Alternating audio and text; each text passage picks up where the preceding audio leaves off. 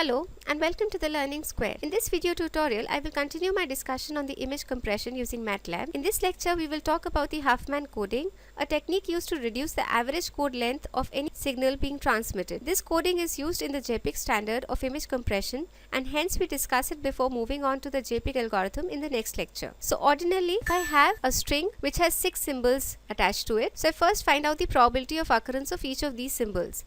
So I know that A2 has a probability of 0.4, that is it would occur 4 times out of 10, 0.3 for A6, 0.1 for A1, 0.1 again for A4, 0.06 for A3 and 0.04 for A5. I first put them in descending order.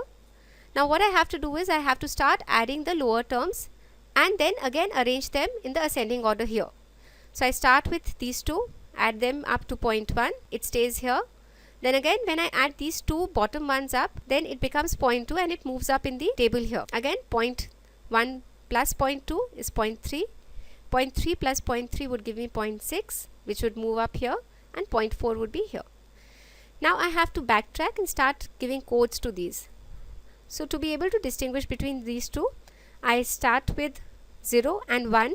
It could have been either 1 and 0, it really doesn't make a difference. So I know that 0.6 is basically composed out of two elements here, but my 0.4 comes directly from a single element, which is A2. Hence I give A2 the code 1 here. Now my 0.6 is composed of 2, so I want to distinguish between these two, so I prefix this 0 here, add a 0 in the end and 1 in the other end to be able to distinguish between these two. Now this 0.3 is coming from A6, whereas this 0.3 is again coming from two composites. So this 0.3 gets a code of 00. So my A6 has assigned 00 code here. Now again to be able to distinguish between these two, I prefix with a 01 and suffix with a 0 and a 1 here. Now this 0.1 is coming straight from here. So it gets a code of 011. So my A1 gets a code of 011. This 0.2 is a part of again two composites here. To be able to distinguish, I can again add a 0 in the end and 1 in the end of the other code. This 0.1 is again coming straight from this, so A3. So this gets a code of 0100 here. Sorry, it was A4. So it comes here. And this 0.1 is a composite of A3 and A5 here. Again, to be able to distinguish, I use the same prefix here and add a 0 and 1 in the end of this to be able to distinguish between A3 and A5. So my coding is done. Now the average length to be able to distinguish between 6 elements would be 3, because 2 to the power 3 is 8, and I will be able to distinguish between 6 elements using this. But my average length is now reduced because I am using 1 length of code 0.4 times, 2 length of code 0.3 times, 3 length of code 0.1 times, 4 length of code 0.1 times, 5 length of code 0.06 times, and 0.04 times again 5 length of code. So this totals up to 2.2. So my average length has reduced, and hence my reduction in the coding is possible. Similarly, I could have maybe another string. So to be able to just do it manually, I have here 16 alphabets. If there are spaces, they could also be taken as symbols. They would have been 17 elements. I find out the occurrence of each and every symbol, find out their probabilities. So our M occurs 1 time, so the probability would be 1 by 16. I would have the probability 5 by 16, and so on. Once this is done, I arrange them in the descending order. Now again, I add these two up, and these are 0.126, so it moves up here. This comes here. Again, add these two up. It moves up here because this is 0.19. Add the two lower ones, and it moves up here. Add these two lower ones, and it moves up here. Add these two lower ones and it moves up here. Now starting off, you can see I assign a code 0 here and a 1 here. Now this 0 and 1, my 0.66 is coming from a composite of these two elements. So this would be 01 and 00. This 0.31 comes directly from here.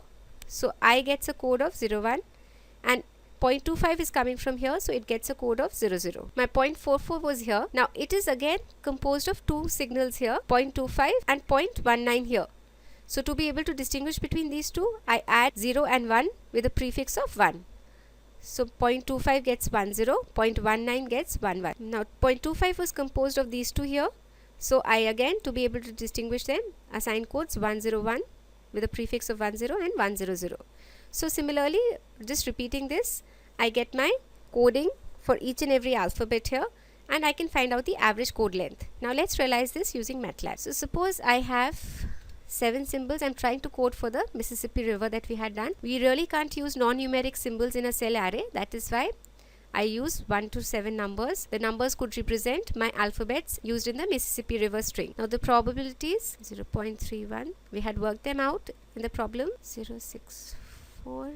Notice that we give a probability of 0.64 to one of them and 0.63 to the rest of them, because we want the addition of all the probabilities to be 1 always. So these are the respective probabilities that we have. They have been taken here, and assuming that my suffixes of 1, 2, 3 and so on till 7 are representations of I, S, P and so on respectively. Now I have an inbuilt function which returns me the dictionary and the average length structure. So there is a function called Huffman dict, which is the Huffman dictionary, with the symbols as the input and probabilities as the other input. Remember, they have to have the same number of elements to make it work. Now my dictionary would have 7 elements and the respective values of the code assigned to it, and the average length is 2.566, which can be calculated here also.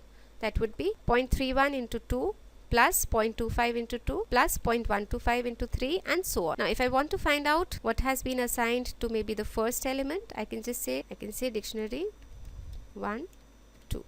So 00 code has been assigned to the first element. So my first element was I and it has been assigned 00. So it could have been any of these 01, 00. It really doesn't make a difference because it's the code length which matters. The second element has been assigned the 10 code, and I can check for the others. The third has been assigned this code and my last element has been assigned this code. So it's a 4 length code as we saw it here. So this brings us to the end of this lecture. I will see you in the next one. Thank you.